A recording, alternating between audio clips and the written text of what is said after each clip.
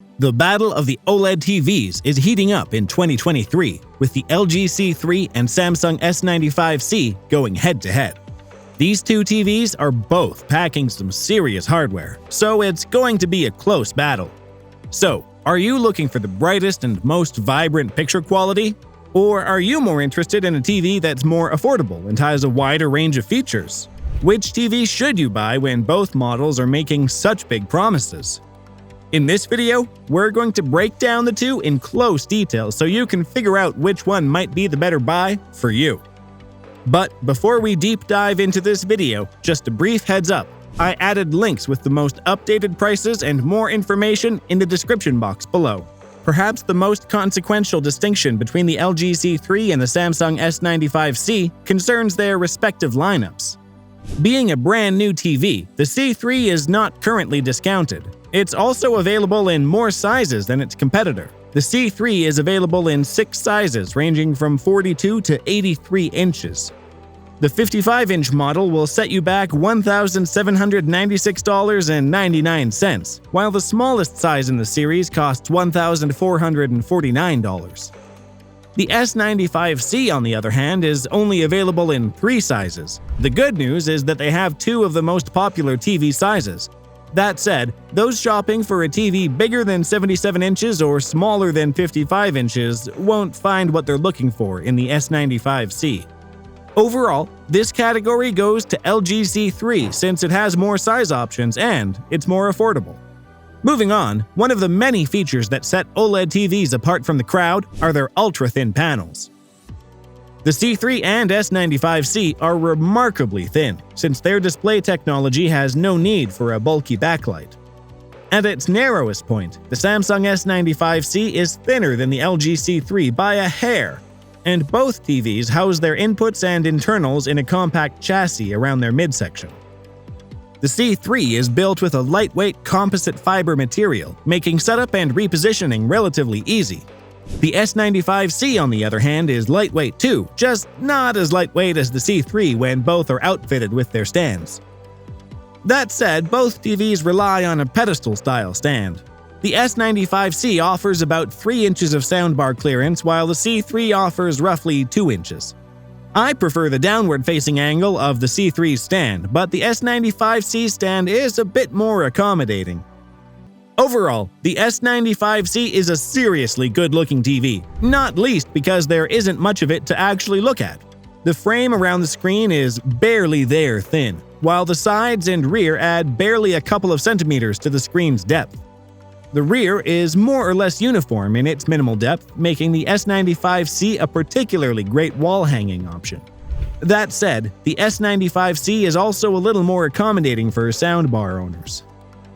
The C3, on the other hand, is lighter and features a slightly more eye-catching stand. The narrow stand is elegant and gives the set a small footprint that makes it easy to find a home for. And while it's thicker at its thickest point than the uniformly thin S95C, that thick area, which houses the set's connection, processing hardware, and speakers, covers only a portion of the set's rear, leaving the rest to be almost miraculously slim.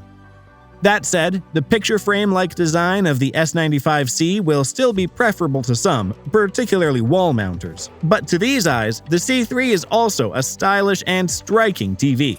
All in all, this category comes down to personal preference. Moving on to features, Samsung has managed to find almost 40% more brightness than it delivered with last year's S95B QD OLED models. A brightness increase of this magnitude would be significant with any TV, but it's truly transformational when applied to a self-emissive, every pixel makes its own light technology like OLED. The extra brightness is particularly effective in taking high dynamic range video to a whole new level of enjoyment, drama, and realism, but also feeds gloriously into the S95C's colors, unlocking levels of color volume and purity even in bright color areas in ways we've never seen before on an OLED TV. This reminds us of QD OLED's biggest selling point, the way it creates its colors using purely red, green, and blue elements without the extra white element used by traditional OLED TVs. That said, in terms of peak brightness, the S95C hits peak light output of 1,374 nits on a 10% white window pattern in filmmaker mode. That's an impressive 32% brighter than the S95B. If you're in any doubt about how impressive those numbers are, the LG C2 delivers around 800 nits peak brightness in HDR, while the C3 only delivers 799.8 nits. Nevertheless, the C3 series offers an above-average overall performance and is very well outfitted for gaming. When its Game Optimizer picture mode is active, a transparent game dashboard menu can be accessed that lets you adjust settings like game genre picture presets, VRR, and black stabilizer. And it also shows you frames per second data for the game you're playing. Both NVIDIA GeForce Now and Utomic Cloud Gaming can be accessed from within the game card in the C3's smart interface, giving you access to a wide range of titles for cloud-based gaming. That said, the C3 also supports Dolby Vision gaming for Xbox, which Samsung doesn't. However, with 144Hz refresh rate for PC gaming, 4K 120Hz HDMI 2.1 ports, and VRR ALLM support, the S95C is also a deliriously good gaming monitor.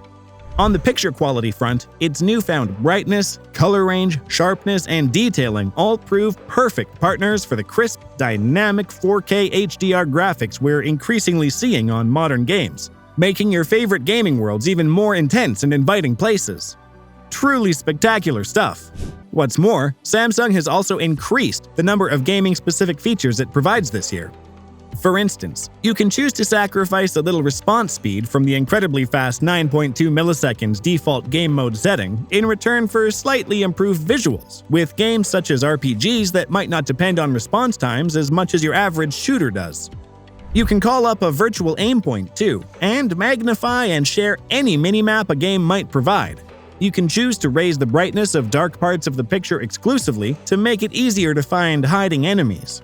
The refresh rate support actually extends to 144Hz, and the set will even support the 21:9 and 32:9 ultra-wide aspect ratios available with some PC titles.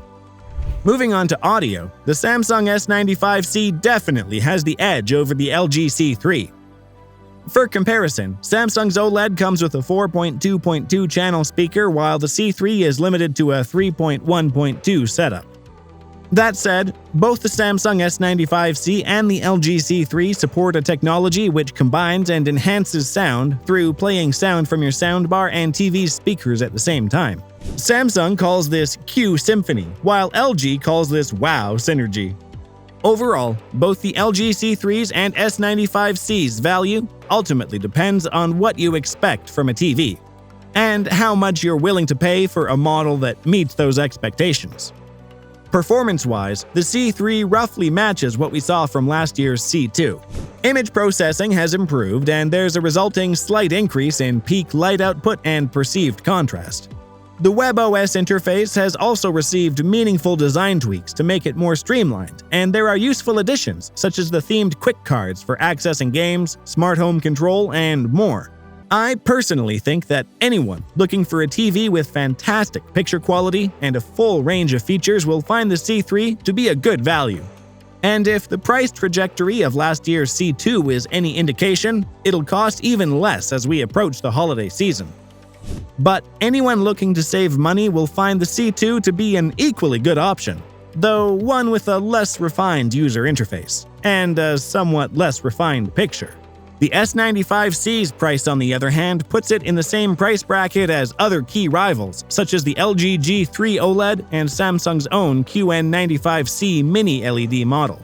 The fact that it's slightly cheaper than the QN95C is interesting, as it suggests that Samsung still perceives its Mini LED technology to be its best of the best solution.